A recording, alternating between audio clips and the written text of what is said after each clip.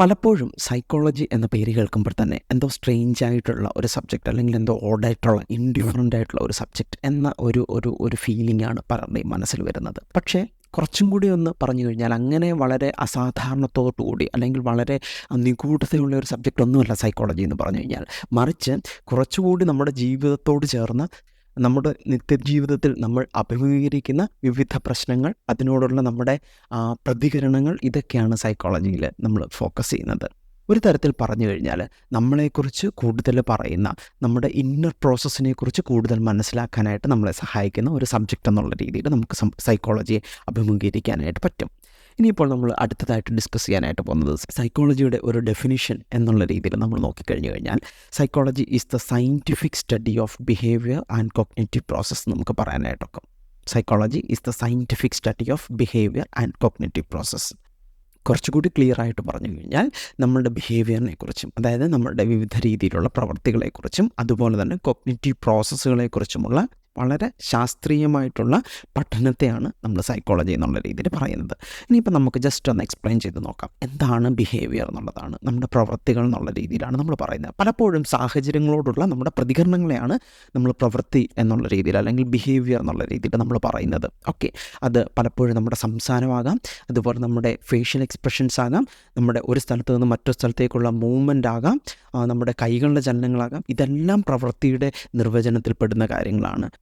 രണ്ടാമത്തെ എലമെൻ്റ് എന്ന് പറഞ്ഞു കഴിഞ്ഞാൽ കോഗ്നിറ്റീവ് പ്രോസസ്സ് ആണ്. എന്താണ് കോഗ്നിറ്റീവ് പ്രോസസ്സ് എന്ന് പറഞ്ഞു കഴിഞ്ഞാൽ, നമ്മളുടെ മെൻ്റൽ പ്രോസസ്സിനെ പറയുന്ന പേരാണ് കോഗ്നിറ്റീവ് പ്രോസസ്സ് എന്ന് പറയുന്നത്. നമ്മുടെ മെൻ്റൽ പ്രോസസ്സിനെ എല്ലാം കൂടെ ചേർത്ത് പറയുന്ന ഒരു പേരാണ് കോഗ്നിറ്റീവ് പ്രോസസ്സ് എന്നുള്ള രീതിയിൽ പറയുന്നത്. അത് നമ്മൾ ചിന്തിക്കുന്നതാകാം, നമ്മുടെ തിങ്കിങ് പ്രോസസ്സ് അതിനകത്ത് വരാം, നമ്മുടെ ഫീലിംഗ് പ്രോസസ്സ് അതിനകത്ത് വരാം. ഇമോഷൻസിനെ നമ്മളെങ്ങനെ ജസ്റ്റ് എക്സ്പീരിയൻസ് ചെയ്യുന്നു, നമ്മളെങ്ങനെ ഫീൽ ചെയ്യുന്നു, നമ്മൾ ഓർമ്മയെ ഈ കോഗ്നിറ്റീവ് പ്രോസസ്സ് എന്നുള്ള ആ ഒരു രീതിയിൽ കണക്ട് ചെയ്യാനായിട്ടൊക്കെ. അതുപോലെ തന്നെ നമ്മുടെ മെമ്മറി, അതുപോലെ തന്നെ നമ്മുടെ learning, problem solving, decision making, ഇതുപോലെയുള്ള നമ്മളുടെ ബ്രെയിൻ ഉപയോഗിച്ച്, ഒരു തരത്തിൽ പറഞ്ഞു കഴിഞ്ഞാൽ നമ്മുടെ ബ്രെയിൻ ഉപയോഗിച്ച് ബ്രെയിൻ ഇൻവോൾവ് ആയിട്ടുള്ള എല്ലാ പ്രവർത്തനങ്ങളെയും ചേർന്ന് പറയുന്ന ഒറ്റ വാക്കാണ് കോഗ്നിറ്റീവ് പ്രോസസ്സ് എന്ന് പറയുന്നത്. അപ്രകാരം നമ്മളുടെ വിവിധങ്ങളായ ബിഹേവിയേഴ്സിനെയും അതുപോലെ തന്നെ കോഗ്നിറ്റീവ് പ്രോസസ്സിനെയും കുറിച്ച് വളരെ ശാസ്ത്രീയമായി പഠിക്കുന്ന ഒരു ഡിസിപ്ലിനെയാണ് നമ്മൾ സൈക്കോളജി എന്നുള്ള രീതിയിൽ പറയുന്നത്. ക്ലിയർ ആയല്ലോ അല്ലേ? ഇനി നമ്മൾ ഡിസ്കസ് ചെയ്യാനായിട്ട് പോകുന്നത് സൈക്കോളജി എന്ന ഡിസിപ്ലിൻ്റെ ഉദ്ഭവത്തെക്കുറിച്ചാണ്, അല്ലെങ്കിൽ ഒറിജിൻ ഓഫ് സൈക്കോളജി എന്നുള്ള ആ ഒരു കൺസെപ്റ്റാണ് ഇനി നമ്മൾ ഡിസ്കസ് ചെയ്യാനായിട്ട് പോകുന്നത്. ശരിക്കും ഈ സൈക്കോളജി എന്ന് പറയുന്ന വാക്ക് ഉണ്ടായത്, രൂപപ്പെട്ടത് രണ്ട് ഗ്രീക്ക് വേർഡുകളിൽ നിന്നാണ്. സൈക്ക് എന്ന് പറയുന്ന ഒരു വേർഡിൽ നിന്നും ലോഗോസ് എന്ന് പറയുന്ന മറ്റൊരു വേർഡിൽ നിന്നുമാണ് ഈ സൈക്കോളജി എന്ന് പറയുന്ന ആ ഒരു ഡിസിപ്ലിൻ, ആ ഒരു വേർഡ് രൂപപ്പെട്ടത്.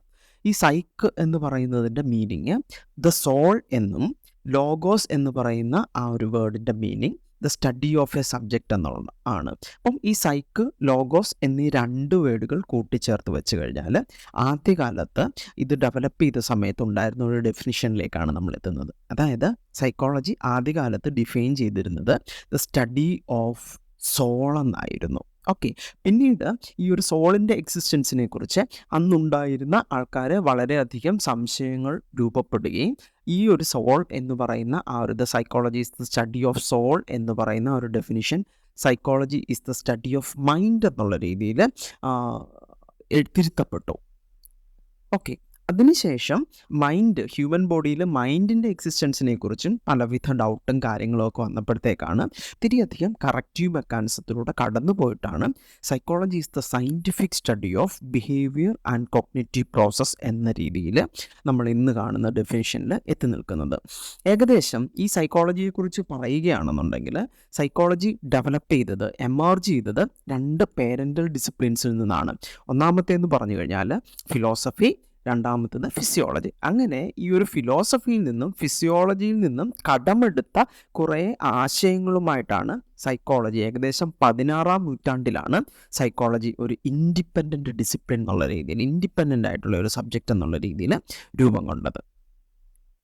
ഏകദേശം 144 വർഷങ്ങൾക്ക് മുമ്പ് സൈക്കോളജി ഒരു ഇൻഡിപെൻഡൻറ്റ് ഡിസിപ്ലിനായിട്ട് രൂപപ്പെട്ടുവെങ്കിലും ആ സമയത്ത് സൈക്കോളജിയിൽ ഉണ്ടായിരുന്നത് സൈക്കോളജിയുടെ പേരൻ്റൽ ഡിസിപ്ലിൻസിൽ ഒന്നായിട്ടുള്ള ഫിലോസഫിയിലെ ഏറ്റവും പ്രഗത്ഭരായിട്ടുള്ള ചിന്തകരായിരുന്ന പ്ലേറ്റോ, അരിസ്റ്റോട്ടിൽ, ഡെസ്കാർട്ടസ് മുതലായ ആൾക്കാർ ഈ സൈക്കോളജിയെ അല്ലെങ്കിൽ ഹ്യൂമൻ മൈൻഡിൻ്റെ വിവിധ തലങ്ങളെയൊക്കെ എക്സ്പ്ലെയിൻ ചെയ്തിരുന്ന പല പല കൺസെപ്റ്റുകളായിരുന്നു സൈക്കോളജിയുടെ ഒരു സെൻറ്റർ പോയിൻ്റ് എന്നുള്ള രീതിയിൽ നിന്നിരുന്നത്. അപ്പം അതിൻ്റെ ഒരു ഫിലോസഫിയുടെ ഒരു സ്വാധീനം അന്ന് സൈക്കോളജിയിൽ ഉണ്ടായിരുന്നു. ഇതിനൊരു മാറ്റം കൊണ്ടുവന്നത് ജർമ്മൻ പ്രൊഫസറായിരുന്ന വിൽഹം വുണ്ട് എന്ന വ്യക്തിയാണ്. സൈക്കോളജിയെ ഒരു ശാസ്ത്രീയ രീതിയിൽ സമീപിക്കേണ്ടതിൻ്റെ ആവശ്യകതയെക്കുറിച്ച് ചിന്തിക്കുകയും അതിനായിട്ട് 1879 ജർമ്മനിയിലെ പ്രശസ്തമായ ഒരു യൂണിവേഴ്സിറ്റിയായ യൂണിവേഴ്സിറ്റി ഓഫ് ലെയ്പ്സിഗിൽ സൈക്കോളജിക്ക് വേണ്ടി ഒരു ലബോറട്ടറി എസ്റ്റാബ്ലിഷ് ചെയ്യുകയും ചെയ്തു.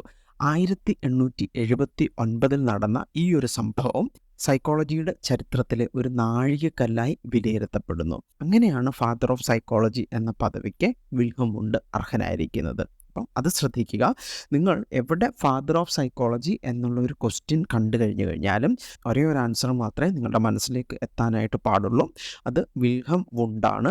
എന്തുകൊണ്ടാണ് അദ്ദേഹം ഫാദർ ഓഫ് സൈക്കോളജി എന്ന് വിശേഷിപ്പിക്കുന്നത് എന്ന് ചോദിച്ചു കഴിഞ്ഞാൽ 1879 ജർമ്മനിയിലെ യൂണിവേഴ്സിറ്റി ഓഫ് ലെയ്പ്സിഗിൽ സൈക്കോളജിക്ക് വേണ്ടി ഒരു ഡെഡിക്കേറ്റഡ് ആയിട്ടുള്ള റിസർച്ച് ലബോറട്ടറി ഓപ്പൺ ചെയ്യുകയും സൈക്കോളജിയെ ശാസ്ത്രീയമായി സമീപിക്കേണ്ടതിൻ്റെ ആവശ്യകത ലോകത്തെ ബോധ്യപ്പെടുത്തുകയും ചെയ്തതുകൊണ്ടാണ് ഈ ഒരു പദവിക്ക് അദ്ദേഹം അർഹനായിരുന്നത്. പിന്നീട് 2 വർഷങ്ങൾക്ക് ശേഷം 1881 സൈക്കോളജിയിലെ വിവിധ ഏരിയകളിൽ നടക്കുന്ന റിസർച്ച് പബ്ലിഷ് ചെയ്യാൻ വേണ്ടിയിട്ട് ഒരു ജേണലും സൈക്കോളജിക്ക് വേണ്ടി ഒരു ജേണലും അദ്ദേഹം പുറത്തിറക്കുകയുണ്ടായി. അപ്പം ഈ 2 വർഷങ്ങൾ 1879 യൂണിവേഴ്സിറ്റി ഓഫ് ലെയ്പ്സിഗിൽ ഒരു സൈക്കോളജിക്ക് വേണ്ടി ഒരു ലബോറട്ടറി ഓപ്പൺ ചെയ്തു. അതുപോലെ തന്നെ 1881 സൈക്കോളജിയിൽ ഫസ്റ്റ് ജേണലും എസ്റ്റാബ്ലിഷ് ചെയ്തു. ഇത് രണ്ടിനും പിന്നിൽ പ്രവർത്തിച്ചത് വിൽഹം വുണ്ട് എന്ന വ്യക്തിയാണ്, ജർമ്മൻ പ്രൊഫസറാണ്. അതേപോലെ തന്നെ ഈ 2 വർഷങ്ങളും സൈക്കോളജിയുടെ ചരിത്രത്തിലെ ഏറ്റവും പ്രധാനപ്പെട്ട 2 വർഷങ്ങളാണ്. അപ്പം അത് ഒന്ന് ഓർത്തു വെക്കാനായിട്ട് ശ്രമിക്കുക.